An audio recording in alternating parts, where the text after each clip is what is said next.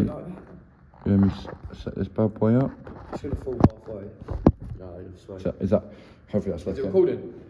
Yeah, and it's looking. Crisp. Hang on. There we go. That's looking better. Let me move it. Fucking hell, these chairs are every, aren't they? There we go. So weak. Right. Very clearly fucking done. What's a setup, by the way? Right. Should we get this right? We've got to do, I'll say 3, 2, 1, and I'll introduce. Remember the name. Alright. Remember the name, 3, 2, 1. Welcome to the CACT Fitness Podcast in Your Mouth. And today we're going to be talking about managers. What's a manager to you, Teddy? Well, good manager's got to have leadership. It's got to be able to control the dressing room. It's got to be tactically aware. What do you think? You said everything I wanted to say. Yeah. Will you all tell me the best manager in world history for you? For me, got to be Jose Mourinho. Okay. What about you, Ollie? Jesus. I'd have to go with Sir Alex Ferguson. Yeah, I have to agree with you there. Right, so before we kick off, we're talking about all the details and logistics. We're going to play a little game called Manager Imposter. 2 people have the same manager and 1 person has imposter, or should be imposter. And they have to try and rat out the imposter. And if the imposter can guess the manager we're talking about, then they win. Okay? You ready, boys? Ready? Yep. Right, do rock, paper, scissors, and see if you're out first. Then you pick the first one. Rock, Paper, scissors, shoot. Right, so no, we're all different. Rock, paper, scissors, shoot. you're up first. Go on. Wait, yeah, go on. But don't show everyone yet. Alright. Rock, paper, scissors, shoot. Okay.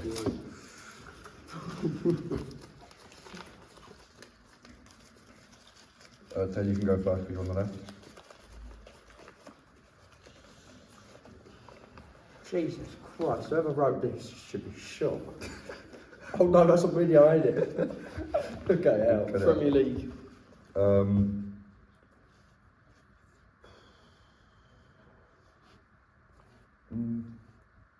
Fuck, I'm trying to work how to word this. No, I'll say something then. No, So, I don't know what he's trying to say. fuck. Beach. pardon? Beach. Beach. Yep. What? Mhm. Top 6. Yeah. Foreign. Winning. What? Winning. What? Winning. Yeah. Alright. London. Okay.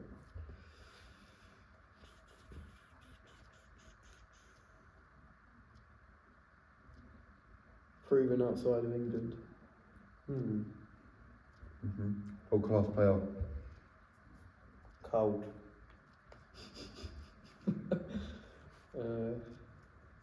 North London. North London, yeah. Fairs. Red. You can't ask questions, you've got to keep No, playing. I'm not answering a question. I said a word, red. What? Oh. Beard. Beard. Yeah. Go on, Ted. We'll do one last round and we guess who the imposter is. Tactically aware. Okay. Set pieces. Money. Money, alright, Ted. Who do you think the imposter is? I think it's you. You think it's Why you me? keep looking at me? I think it's you. Who do you think it is? I think it might be you. I think it's you. I think it's me. Alright, we're going to put our papers down on the table. In 3, 2. Who's the imposter? Why did you go for me? Wait, where was you? Why the fuck did we say? I said North London. He said North London. What were your points? You said red. You said red. What did you say? You said red. Why did you say The North second- London? the I second- said no, London. He said I said North London. You said red. I I thought I was the Second- imposter. no, I that's thought I was the When you said imposter. London, I was like, yeah, it's me. When you said London, and flipping foreign, yeah, I was. Oh my god, what have you gone from this podcast? Is awful. Alright, well, that's a bit of that going on. Your ball knowledge is so bad. I thought, oh, right, next time, yeah, we've got to write down imposter on the paper. No, that's not how the game goes. Just because your ball knowledge can't compare Chelsea to Arsenal. The reason I said beach the first time, by the way. Yeah, what was that? Brighton. I'll leave it out. I was on about Chelsea. That's why I said cold. Oh, right. Well, that's a bit of a thing going on. Right, so what actually started this podcast, boys? I think we should talk about like different learning types. Like Different learning types, yeah. Yeah, okay. Well, so we can start with VARC here. It's a sort of non-interactive type of learning. Do you want to explain more on it, Ted? Well, it stands for visual, oral, reading, and kinesthetic. Like, and they're all different types of learning. Okay, Ollie, do you want to tell us what each one means? Like, if you're a visual learner, then you'd see. I'll just explain the points. Yeah, explain the Visual, looking with your eyes, what you can learn. Oral is listening, by the way. It's a bit of a Oral difference. is speaking, I think. Yeah, Yeah, sort of, yeah. And then what's the next one? Reading, Reading, obviously simple revision. And then kinesthetic. kinesthetic, I don't know that one. That one means you're being more observing. So say you're a manager and you're less hands-on and you set a team to go do a task, yeah? You're observing them and you're understanding how well they're doing it. So it's probably the opposite of Dorian, as Dorian likes to be more interactive with his team. Yeah. And wants to get into the thing.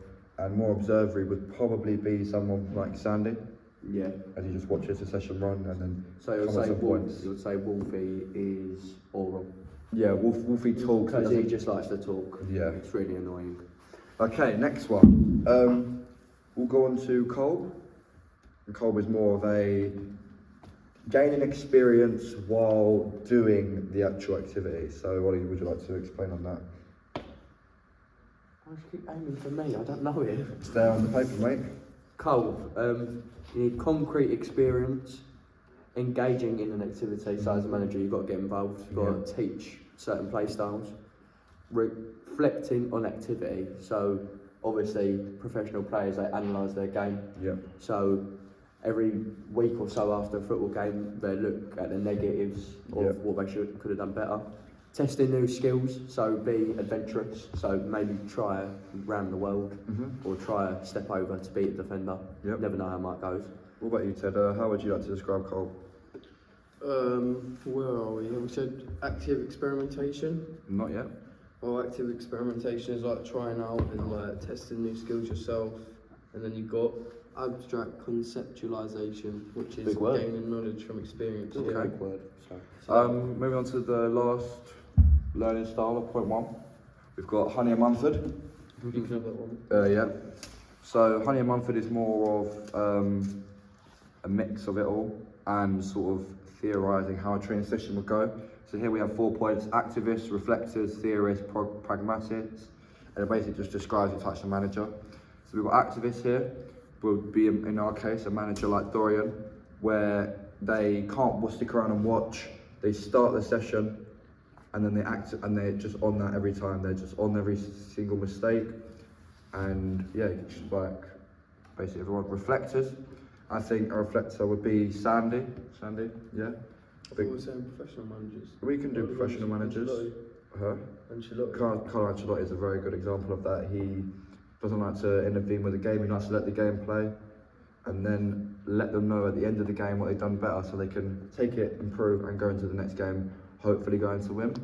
A theorist, I'd say a theorist is sort of like Mick Arteta, because he likes to come up with so many different types of training styles in his head.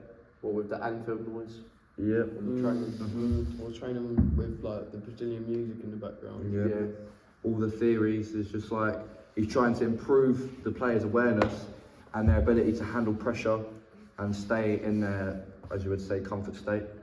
And finally, pragmatist.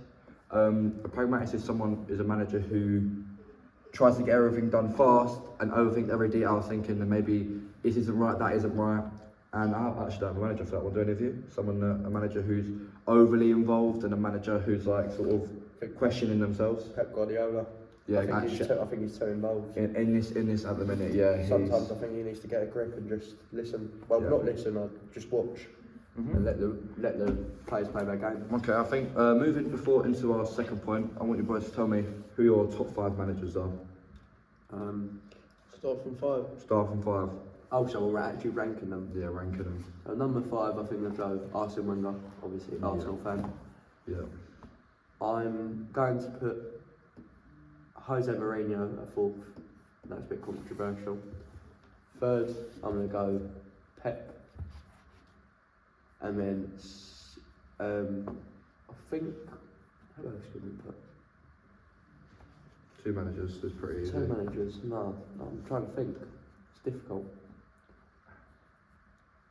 I put Pep Guardiola at 2. I'm going to put Carlo Ancelotti at 3. Yeah. And then first, I'm going to go Alex Ferguson. Okay, I think my top 5 would be, so in 5th, I think we got to go with Jurgen Klopp. Done a lot for Liverpool, turned them around, even though it wasn't that much of a difference. It's a bit of a controversial one, but yeah. 4, I'd say Xavi Alonso. Xavi. What he's doing at Barcelona. He got sacked. He got sacked. Okay, yeah, I know he got sacked, but what he was doing before. Want to get sacked? No, oh mate. Right, carry on your list. Um, Cut this out. Klopp, Xavi. 3, yeah. This is awful. 3, I'm going to go with Carlo Ancelotti, Pep Guardiola, and Sir Alex Ferguson. No, Arsene Wenger is Sort of my Arsenal manager. said this one, Crazy. He's going to say Pochettino, Arsene mate. Wenger 5th. I'd go Mourinho 4th. But 3rd, I would go Zidane. Oh, I forgot about Zidane. Yeah, I'd go who's a better? Then I go Pep and then Sir Alex. Yeah, but, I like your list, I agree with that. yeah, but who's better though, Ancelotti or Zidane? But Ancelotti had a stint at Everton where he was not too great. Yeah. Zidane's won He is 3 Everton, though. UCLs in a row. Yeah, that's true. Yeah, he's But yeah, let's carry Okay, on from your awful right, list. into point 2, right. So how do you think a good part of being a manager is making sure your team is happy and that your team actually do enjoy being around each other? So what are some ways that you think that a manager can improve a team around? By training. Obviously, you've got to mix it up from time to time, otherwise people will get very fatigued about training. They won't want to train. And obviously, my favourite saying, train how you play.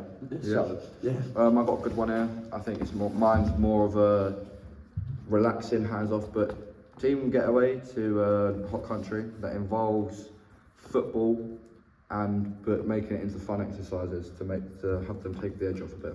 Yeah. And what you said?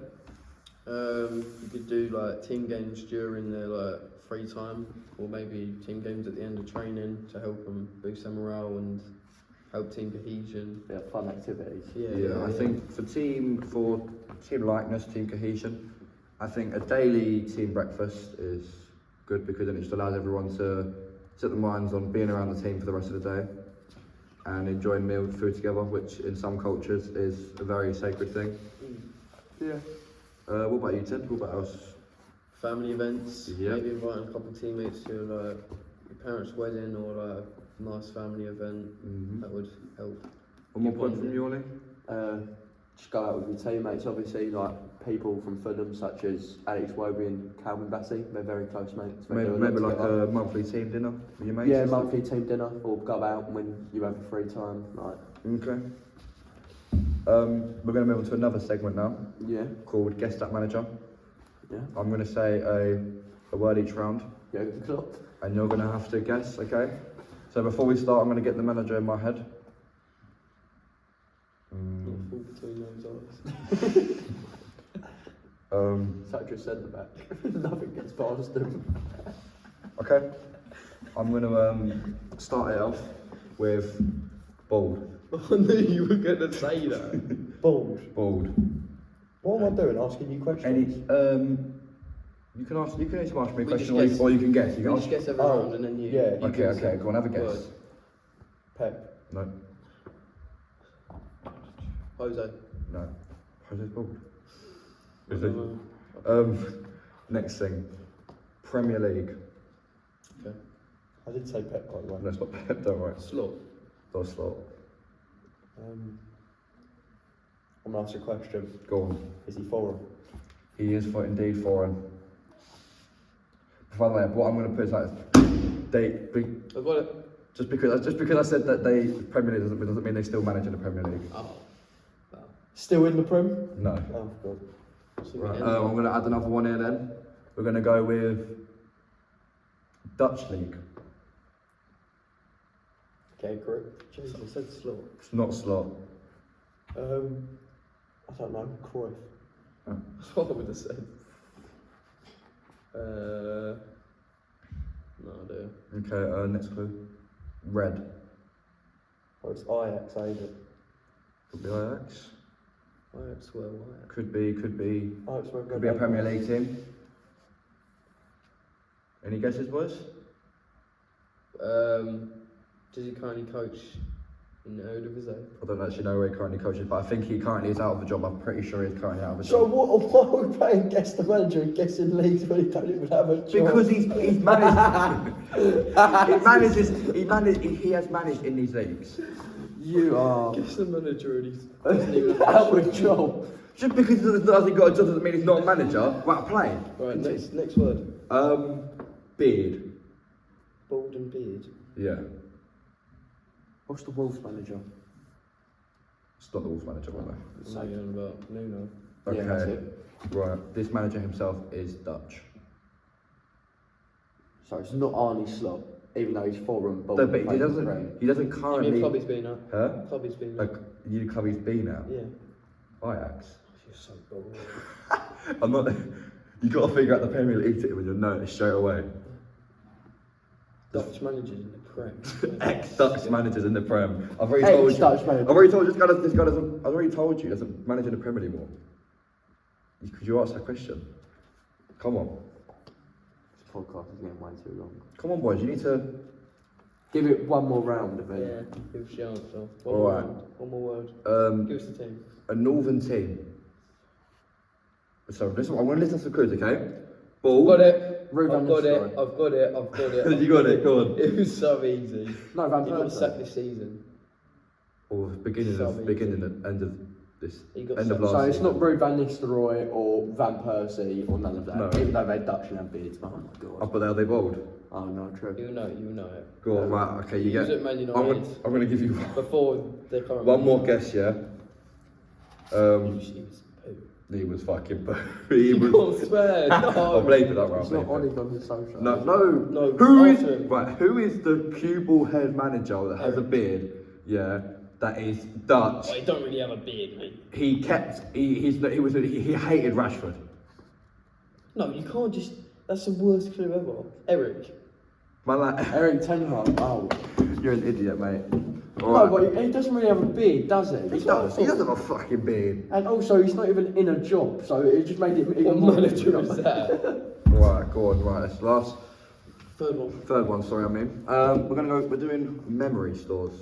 We've got short-term, working memory, and long-term memory. Ted, do you want to take short-term, and I'll take working. You take long-term, Sorry. on it? Go on. So explain short-term memory in football. Short term memory would be like in a game, like second before you receive the ball would be your memory, thinking about. Well, checking shoulder sort of thing. Like Yeah, the players that are there. yeah. Yeah, I get that. Anything else? Short term, it could be put into your working memory after constant repetition, and Oh, never mind. Go on. yeah, Yeah. and then it will go into your long-term memory and be like skill you develop. Yeah, so a working memory is the space between short and long-term memory, where memory is held but not for a long time. So most people would assume this with your short-term memory, as you remember things short-term. An example of working memory would be, say the day before a match, you do a set-piece routine. You do it for the whole session, it becomes your short-term memory, but because of the repetition, it's becoming your working memory, and now you're applying that set-piece routine into the match, therefore it's become part of your memory and you know it. But now on to long-term memory, what would be a long-term part of football, do you think? Like, I think a long-term memory, what it actually means, obviously, you've known certain information for years and Yeah. you'll end up never forgetting it. So Yeah. the simplest way to put it is pass on football. yeah, 'Cause when, when- simple as. Imagine you're starting playing football at 5, that is the first thing you'll learn, how to pass, how to dribble and how to shoot. So it will never leave your mind. True. Thank you. Okay, moving on to point 4. Here we have it. Yep. We're talking about FA LTADs and LTADs. Yep. So we didn't really get much information down about this or details, but we can summarise it mainly. LTAD is a sort of program that ensures athletes develop fundamental motor skills while optimally keeping their physical development up. And it helps them understand their full potential, and it can help to improve them to the best of their ability. Yeah, I mean, fundamentally, it's sort of about being a more active player as well. Like, so competing, training. I think here where we had was active start, learning to train, training to train, training to win, and then active for life. That sort of thing. Like, the more you train, the more you develop, and then you can become that person that's completely active and like feels the best way in their entire life.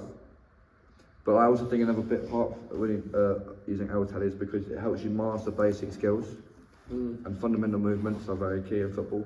For those making the short sprint runs or maybe receiving the ball in your back foot, as we've been drilled into our heads many times this season. But talking about the FA LTAD, it's going to be Ollie, and that information is right there for you, mate. So, time spent primary school, practice to game should be ideally produce a ratio by 4 parts participate. Okay, right, I'm going to Do you just just want to read it? because he can't read, because he. How am I meant No, to he's got a read point, that? no, he's got a How am I point. meant to read Time that? spent in primary school should be